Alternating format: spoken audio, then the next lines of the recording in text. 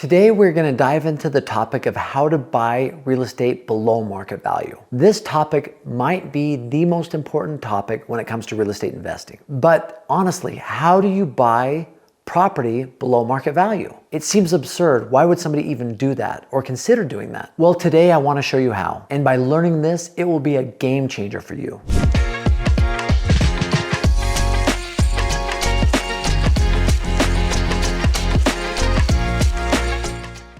So learning how to buy real estate below market value can absolutely change the profitability and be a game changer for you as a real estate investor. But you truly have to know how to do it. Fear not, because today I'm going to cover that. First off, I want to help you understand what a market value is and how it's determined. Secondly, I want to dive into distressed properties and distressed sellers, and also help you understand how market conditions play a role in that. And finally, how to find those properties that are below market and strategies that I've used myself to find those properties. If you're excited, if this is something you want to learn, let's go. So what is market value in real estate? Now, in a previous episode, we've talked about the economics of real estate, supply and demand, right? There's going to be times where there's a huge supply of homes on the market. That bodes very well for the buyer, right? There's lots of options. In order to get a property to distinguish itself, prices typically have to come down. There's going to be times where there's a lot of buyers out there looking for properties on the market, but the supply is very low. So that bodes well for sellers, right? They've got a ton of different buyers looking to buy property, and sometimes it becomes a bidding war when the property goes up and goes to the highest bidder. I remember not too long ago when I experienced the first real estate recession. I'd made some great decisions in real estate, made some not so great decisions in real estate. And a few of them happened during that recession between 2008, 2009. I mean, this was a rough time. There was something happening called ninja loans. No income, no job, no assets. So people could buy properties just on stated income. You had all these properties being bought by people that probably shouldn't have been buying them. This caused a lot of default on properties, but it was a great buying opportunity because you had opportunities to purchase properties well below market value. And even if you look at what's happened over the last few years, it has really been an opportunity for sellers to sell at the ultimate highs. Interest rates were low 2 years ago. The demand was high, and that created an environment where there were bidding wars, as I mentioned, where properties were being sold for more than they were actually listed for. Now, there are outside factors that factor into determining the market value of a piece of property. Interest rates are a big part of that. Over the last year, year and a half, interest rates have gone from all-time lows to 2.5% to up to 7.5%, 8%, 9%. And could they go higher? We don't know, right? Speculation thinks they might. Speculation, some people think it might go down. But regardless, interest rates play a huge role when it comes to the market value of a piece of real estate, because somebody's ability to purchase a property might be more challenging when interest rates are high and those monthly payments are now here versus here when interest rates were way low. And obviously each area is going to have different things that affect the value of the real estate. I mean, if a new factory is going in, or there's a place that's growing, that's booming, that's bringing more jobs, or if they just put in a disposal plant or something like that, all those things are going to cause and have an effect on the value of your property. So let's understand, what is a distressed property? You might have heard that term before, but in order to find a property below market value, it either has to be a distressed property or a distressed seller. Now, a distressed property is one that is just that, it's distressed. Now, what does that mean? It could be run down, it could be abandoned, it could be vacant, it could be something where people are living in it and just not taking care of it. The lawn looks horrible. The home looks run down from the outside. Who knows what the inside looks like? But these present amazing buying opportunities if you're willing to put in the work or find people that will put in the work for you, because at this point, people probably understand that their property that is distressed isn't probably going to be worth the property next to them or a few streets down that isn't distressed, that looks great. Like, the value of this property in a good area, if it was taken care of, could raise to the current values. But because it's not, it is distressed, the value of that property is less. And honestly, that is probably the number one way to find properties below market value, is finding distressed properties. And here's the crazy thing about distressed properties. It might just be a new door, new shutters, or it might be just getting the lawn to where it looks nice, trimming the hedges, making the property and the plants look nice. It could be small things that could drastically increase the value of a property. And honestly, when you go in and talk to somebody who has a distressed property, I always shoot low, because you never know what you're going to find and you don't know what to expect. So you need to have the margins there just in case you are surprised, to be able to have some wiggle room. I remember when I was going to college, I lived in a home with about 5 other guys. And I remember it was a little bit distressed when we got there. The owner of the property had come and found out there was hardwood floors under the carpet.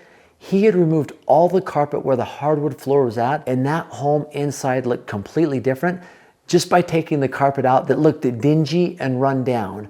We were able to change the complete look inside the home by having that hardwood floor in there. So what is a distressed seller? This is someone, because of some situation in their life, has become distressed, whether it's a divorce, whether they need a move, whether they've lost a job. There's a lot of different factors that play into this, but they need to sell their property. And somebody might say, you know what? You're taking advantage of somebody's bad fortune, somebody's bad situation. I actually look at it differently. I look at it as if we're helping that individual because they do need to sell their property. If they hang on to it, they have that ongoing expense, that ongoing payment, utilities, mortgages, property taxes, everything associated with owning a home that can be an even greater burden to them.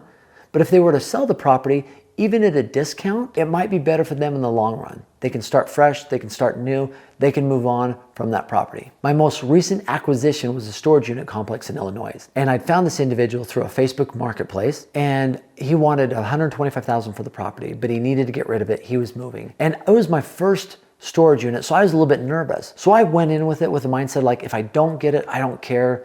But if I do get it, it's got to be at a really low price. But after about a month of negotiating, I was able to get the property for about $30,000 less than he was willing to sell it for. And it ended up being a good thing for him. He was able to move on. I was able to get my first storage unit property at a discount as I move forward in that segment of real estate. So how do you find these properties and sellers? Well, in today's day and age, technology plays a massive role in this. There is software that does exactly this. They find properties that are distressed or sellers that are distressed. You can query the software, you can filter it to show you properties that you know that meet exactly what you're looking for when it comes to a distressed property. It could be vacant, it could be abandoned, they could be late on mortgage payments, they could be late on tax payments, or a distressed seller that isn't owner occupied, or they're late on payments, as I mentioned. That's a good indication of a distressed seller. The software that I love, that I currently utilize, is RealFlow. And there might be free services out there. RealFlow does cost money, but I promise it's worth every penny when you're looking for these great deals out there. And a few things I like about RealFlow, like I said, I'm not promoting it. It's something that I use, so I talk about it because it has benefited me in my real estate investing career. But they have an AI score for every property to tell you if it would be a good rental or if it would be a good wholesale project. Anyway, those AI scores give you a good indication and the ability to query these properties fast. When you're looking at thousands of properties, to be able to query it down to something small, it's a really easy way to do that. Also, anytime I find something that looks great, I can save that. It's also a CRM, so I can save all the leads, all the potential properties I'm looking at, all in one place so I can go back and look at them and eventually compare all those properties I've saved to see which one is ultimately the best one for me. Other thing you can do is just really search the internet. You can grind. If you're willing to grind and put in the time, you can search properties on the internet. There's so many tools out there. I remember when I first got started, I was searching everywhere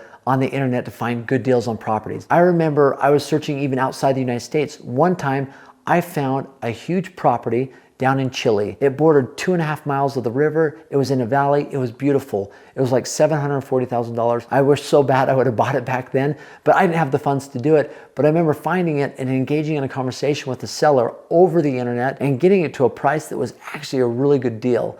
I ended up not pulling the trigger, but it just goes to show if you're willing to put in the time, energy, you're able to find properties just by doing the due diligence and grinding and searching for those on the internet. There's plenty of free services if you're willing to do the work. So what are strategies to buy properties below market value? Number one, software that's out there. There's software that is specifically set up just to do this. That is a great place to start. But there are other ways. You can grind on the internet to find properties where you can find distressed sellers or distressed properties if you're willing to put in the work. And ultimately, to find a property below market value, you're solving a problem. Either that property is just not up to par what it needs to be, and you could even go knock on the door or talk to somebody about buying that property, or you're solving the problem for a distressed seller. They need money, they need out of the house, they need to move. Either way, if you can look at it as you solving a problem, chances are your ability to execute on that will go so much farther. Now, those are examples that I've seen in my life, my investing career, but I'd be interested to hear what you've seen. How have you found properties below market value?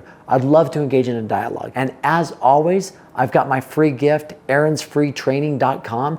It's a real estate calculator for short-term rentals that once you put the input in, it'll spit out to you whether it's a good deal or not. Anyway, I'd love to hear from you. I'd love to engage in a dialogue. Thanks for visiting. Have an awesome day.